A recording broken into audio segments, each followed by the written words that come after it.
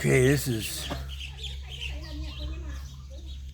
episode 6, chapter 1 of the Lankavatara Sutra, and this will be the last episode of this chapter, because then we go to chapter 2. Lord of Lanka, the differentiation of Dharma and Adharma comes from discrimination. Lord of Lanka, what are dharmas? That is, they are discriminated by the discriminations cherished by the philosophers, Shravankas, Pratyabuddhas, and ignorant people. They think that the dharmas headed by quality and substance are produced by causes. These are the notions to be abandoned. Such are not to be regarded as real because they are appearances, lakshana. It comes from one's clinging to appearances, that the manifestation of his own mind are regarded as reality, dharmata. Such things as jars, etc., are products of discrimination conceived by the ignorant. They exist not. Their substance is not attainable. The viewing of things from this viewpoint is known as their abandonment. What then are adharmas? Lord of Lanka, dharmas, are unattainable as to their selfhood. They are not appearances born of discrimination. They are above causality.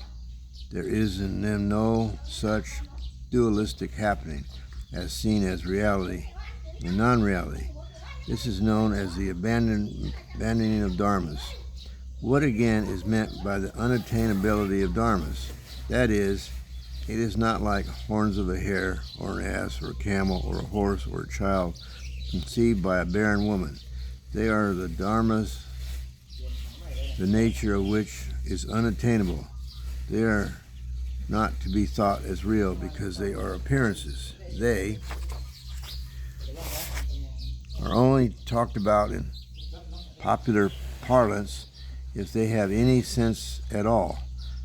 They are not to be adhered to as in the case of jars, etc. As these unrealities are to be abandoned as not comprehensible by the mind, vijnana, so are things, bhava, of discrimination, also to be abandoned.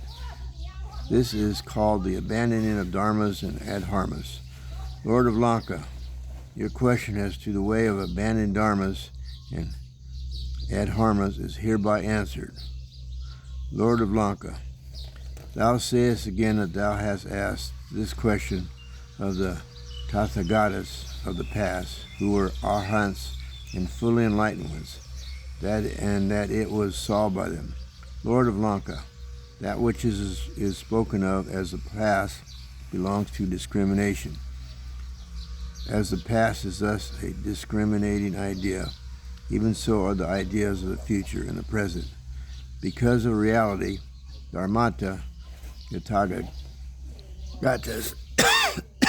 do not discriminate. They go beyond discrimination and futile reasoning. They do not follow the individualization aspects of form, rupa, except when reality is disclosed for the edification of the unknowing and for sake of their happiness. This is by transcendental wisdom, praja.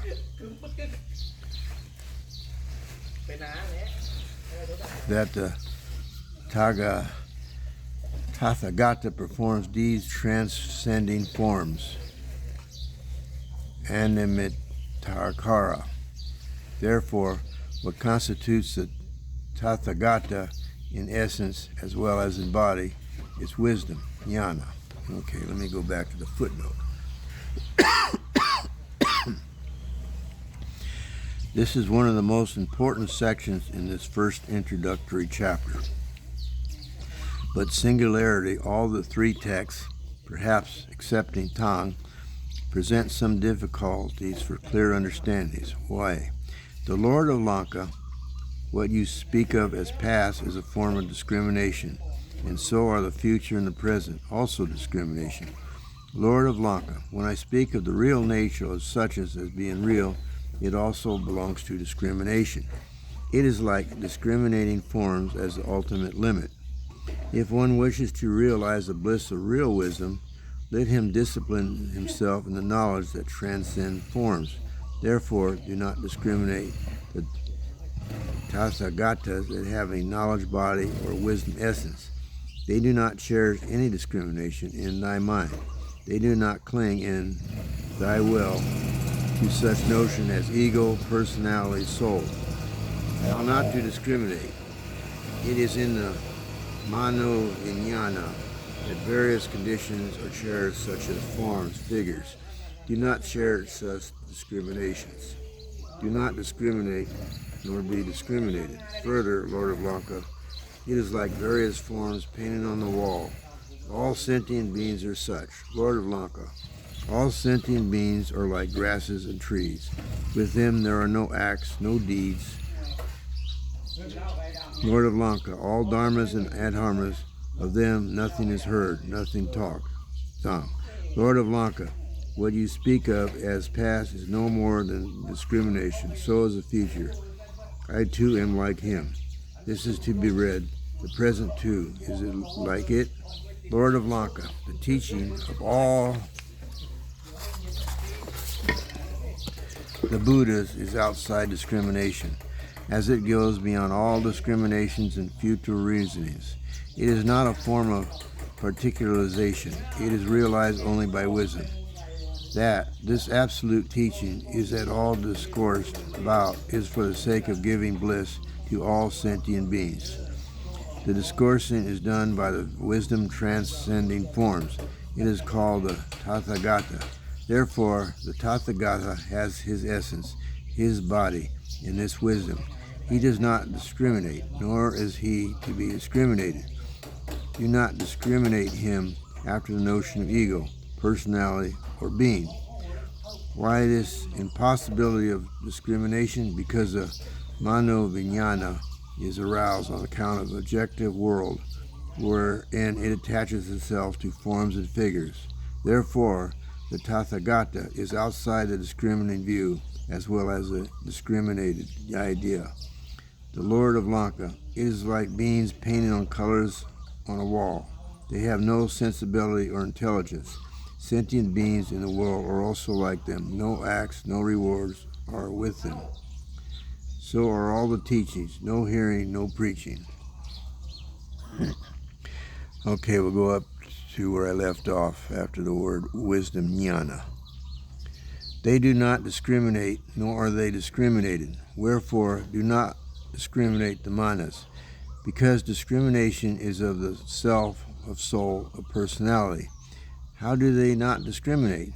The manjnana is meant for the objective world where causality prevails as regards forms, appearances, conditions, and figures. Therefore, discrimination and non-discrimination must be transcended. Lord of Lanka, beings are appearances. They are like figures painted on the wall. They have no sensibility or consciousness. Lord of Lanka, all that is in the world is devoid of work and action, because all things have no reality, and there is nothing heard, nothing hearing. Lord of Lanka, all that is in the world is like an image magically transformed. This is not comprehended by the philosophers and the ignorant. Lord of Lanka, he who thus sees things is the one who sees truthfully.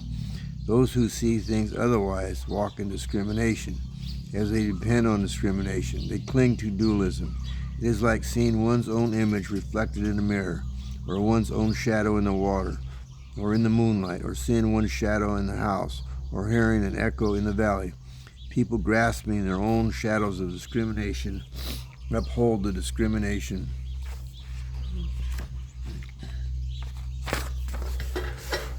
Dharma and Adharma. Failing to carry out the abandonment of dualism, they go on discriminating and never attain tranquility. By tranquility is meant oneness, ekagra, and oneness gives birth to the highest samadhi, which is gained by entering in the womb of Tathagatahood, which is the realm of noble wisdom realized in one's inmost self.